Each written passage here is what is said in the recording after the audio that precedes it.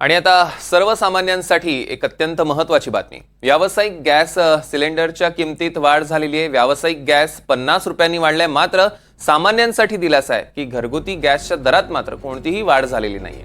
व्यावसायिक गॅस सिलेंडरच्या किमतीत वाढ झाली आहे, मात्र सामान्य माणसाला मोठा दिलासा। घरगुती गॅसच्या दरात कोणतीही वाढ नाही। व्यावसायिक गॅस मात्र 50 रुपयांनी वाढलेला आहे। त्यामुळे एकीकडे व्यावसायिक गॅस सिलेंडरच्या किमतीत वाढ झालेली असताना घरगुती गॅसचे दर मात्र ते कायम राहिले आहेत। महेश बागल आपले प्रतिनिधी आपल्यासोबत फोन लाईन वरून जोडले गेले, त्यांच्याकडून अधिकचे अपडेट्स घेऊया। महेश, काय अपडेट्स झाल? गॅसच्या दरांमध्ये वाढ झाली आहे?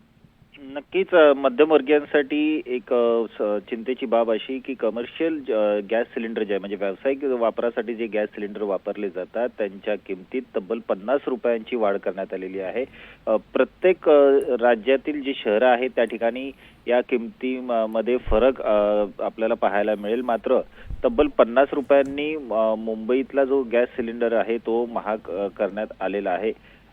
या संदर्भात सांगायचं झालं तर मुंबईत जर एक गॅस सिलेंडर व्यावसायिक घ्यायचा असेल तर त्यास तब्बल 1692 रुपये आता मोजावे लागणार आहे।